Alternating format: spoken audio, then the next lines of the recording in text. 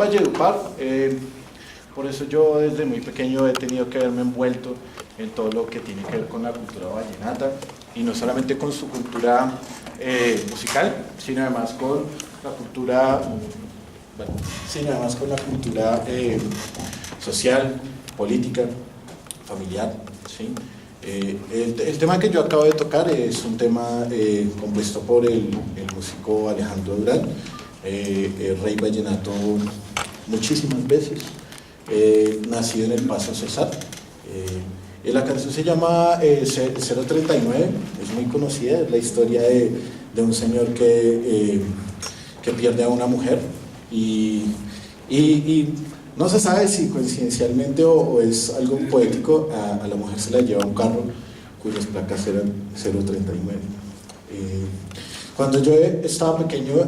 mi mamá escuchaba muchísimo esta canción, entonces tengo muchos recuerdos, no solamente de...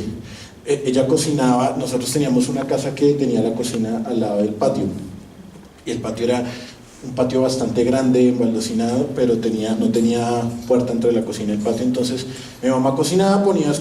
sonar sus vallenatos, y mientras tanto yo jugaba fútbol en el patio con mi hermanito. Entonces todos esos recuerdos que tengo yo siempre vienen acompañados de la música de Alejandro Durán, de los hermanos Zuleta, de Mancho Polo Valencia, y por supuesto más adelante de los grandes populares cantantes como Diomedes Díaz o Jorge Oñate o Iván Villazón, ¿sí? La versión que yo acabo de interpretar en la melódica es una versión precisamente de los hermanos Zuleta, del 039.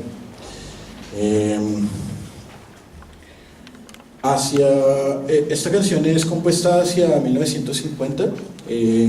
más o menos unos 20 años antes. Aquí mismo en Colombia, el 20 de junio de 1924,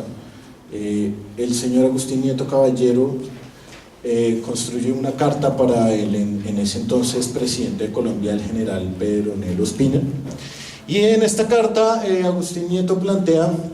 una problemática bastante oportuna para la época, que era la pregunta por la formación de los maestros del magisterio, ¿sí? Para Agustín Nieto, que era una persona que todos es conocido comúnmente como el fundador del gimnasio moderno y el impulsador de todas las pedagogías modernas, como la escuela activa y la escuela Dewey en Colombia, además de las misiones alemanas y la profesionalización en el extranjero. Él ve que los maestros del magisterio, a su modo de ver, no están muy bien preparados, o de pronto los conocimientos empíricos, los conocimientos que esos maestros traían de la práctica, ya no correspondían a la formación científica que a principios del siglo XX se estaba impulsando en Europa. Por supuesto, al conocer esta carta, el magisterio se da a expresar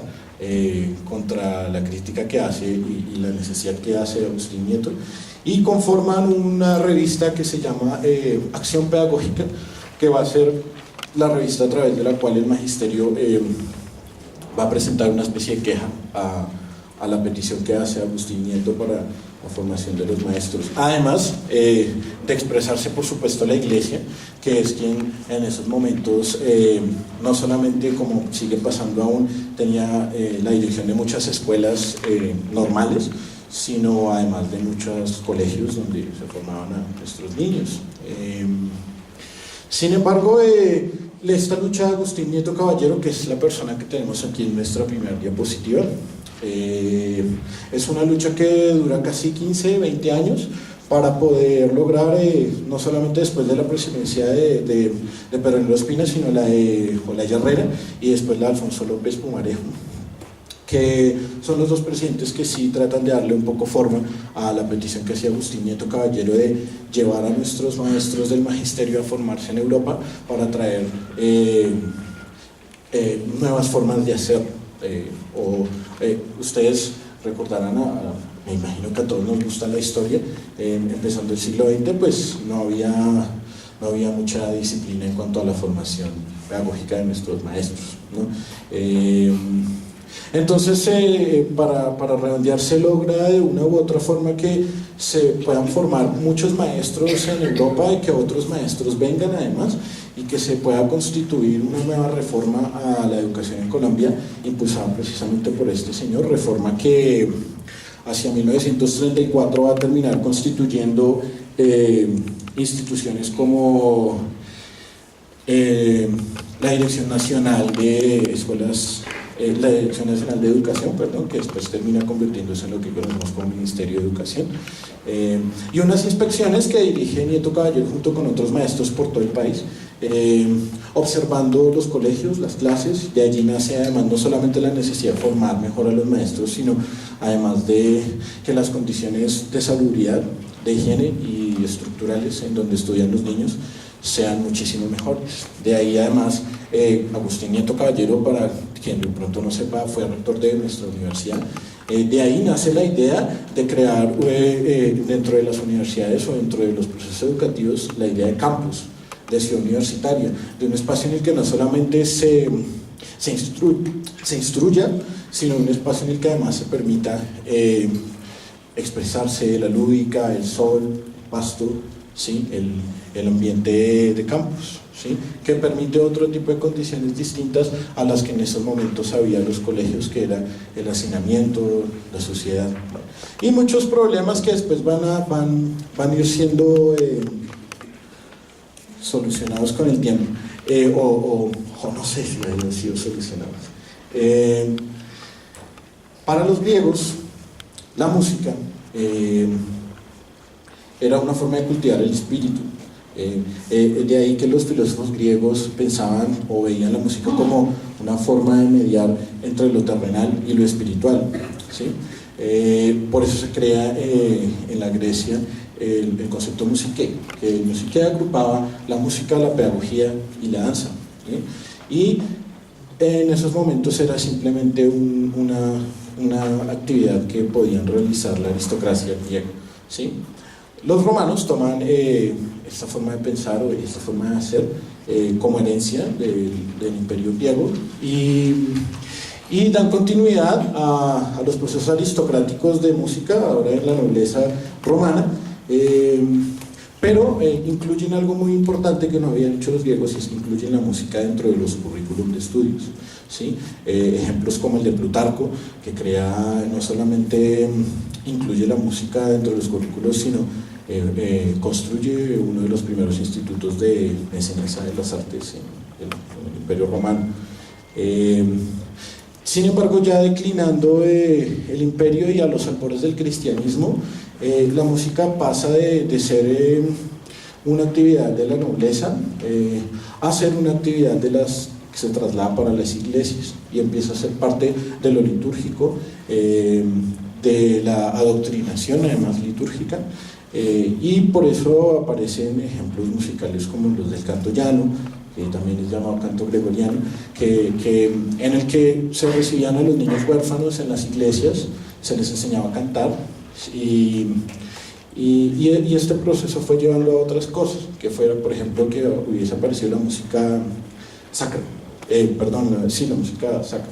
que ya era otro tipo de música que no estaba relacionada con la formación de la voz ni con lo litúrgico, sino con un interés por lo técnico, ¿sí? Por lo instrumental, además, ya no solamente por lo vocal. Y además empiezan a aparecer las escuelas de música en las iglesias, impulsadas desde los monasterios y las catedrales, a donde se empieza a profesionalizar de a pocos además la actividad musical. Hacia el siglo XVII, principios del siglo XVII, empieza a ser llevada la actividad musical a las universidades. Entonces, por ejemplo, Severino Boecho escribe un tratado que se llama De Musicam Vitae, que es un tratado musical que es usado en Oxford hasta finales casi del siglo XVIII. Y empiezan a construirse no programas de pregrado, pero sí ciertas cátedras que hacen parte de los currículums de universidades como Oxford, King's College en Inglaterra, Bolonia, París. Sin embargo, los músicos seguían haciendo música desde las iglesias, y las personas que iban a las universidades a formarse en educación musical terminaban siendo los profesores de esas propias universidades, más no terminaban siendo los músicos que la sociedad comúnmente conocía, un problema del que hablábamos hace un poco de años, ¿no? Pero se da un proceso en Alemania cuando la Reforma Protestante, y es que se impulsa la posibilidad de que toda la población aprenda a cantar y haga parte de los coros de las iglesias, y eso genera otro tipo de proceso que va a ser el fenómeno de la educación musical moderna, que va a ser la construcción de los conservatorios de música, que van a ser lugares que en un principio nacen como hospicios de los huérfanos de la iglesia para aprender a cantar y hacer los coros de la iglesia, pero que con el tiempo terminan convirtiéndose en las grandes academias de formación de educación musical. Volviendo nuevamente a la época de la reforma educativa en los años 30, nos trasladamos unos 10 años más adelante a Colombia, 1940, y casi de la segunda mitad de la década para adelante, empieza a aparecer un fenómeno que es conocido por todos nosotros, que ya tenía el país desangrado, que era la violencia, ¿sí? La violencia además entre partidos. Entonces los partidos deciden hacer una coalición, juntarse para tratar de solucionar el problema de la violencia, y de allí nacen otro tipo de grupos políticos que no estaban de acuerdo precisamente con esta coalición, como los grupos campesinos, o como se dan a conocer después las guerrillas.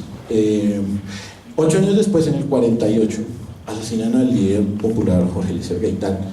conocido como el Bogotazo, y con este hecho se agudiza la violencia en el país y vuelve nuevamente a haber un fraccionamiento entre los partidos, ¿sí? Y situación que dura casi una década entera, hasta que se puede solucionar en 1953 con el golpe de Estado del general Rojas Pinilla. Sin embargo, fíjese que ese golpe de Estado genera que los partidos nuevamente busquen una coalición para desbancar del poder al general Rojas,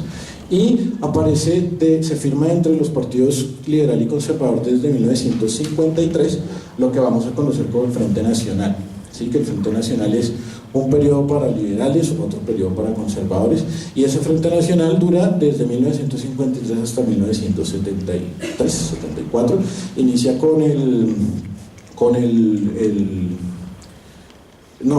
finaliza en los 80, empezando en los 80. Empieza con Alberto Lleras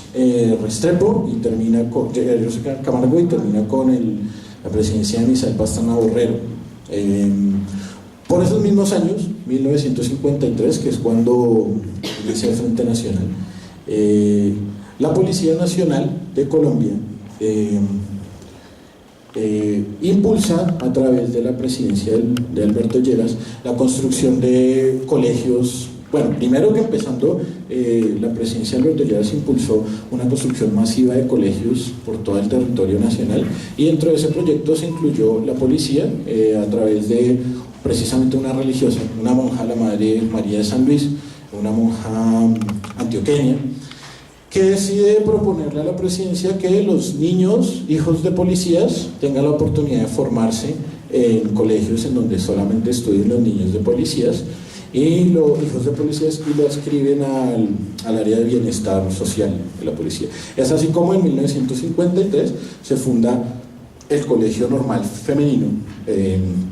Nuestra Señora de Fátima en Bogotá, que aún continúa existiendo detrás del centro comercial Villamayor por la autopista sur, y de ahí en adelante, durante todo el periodo del Frente Nacional, se construyen 22 colegios de la policía alrededor del territorio nacional, donde actualmente estudian unos 17.000 niños, hijos de suboficiales y oficiales.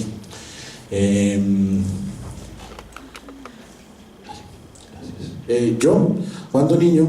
un poco más grandecito que la foto que tenemos aquí, tuve una oportunidad, la llamo yo, que tuvimos muchos de nosotros, que fue no tener televisión en el cuarto, no tener celular, no tener tablet, sino tener datos, no tener redes sociales. Entonces, ¿qué tenía que hacer para pasar las noches? Leer. Mi papá tenía una biblioteca grandísima porque él y mi abuelo estaban inscritos al círculo de lectores. Entonces, yo cada vez que acababa un libro cogía otro y es hacer mis novelas de la noche. Entonces, a las buenas o a las malas me tocó aprender a leer,